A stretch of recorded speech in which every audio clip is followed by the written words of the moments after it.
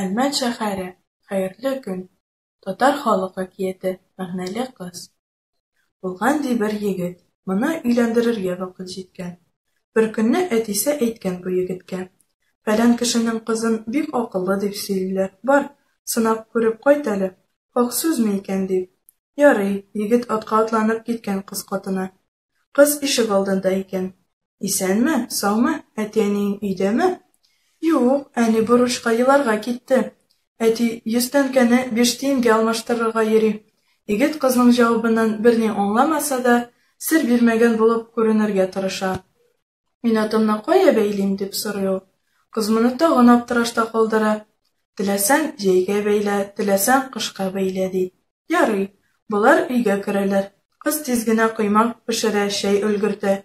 Егет юлда килгәндә ачыккан күрәсең, коймакны икешәрләп тотып ашый икән. Ашап туйгач, бу кулларын тез өстенә куеп, өй эчен күзәтә башлый.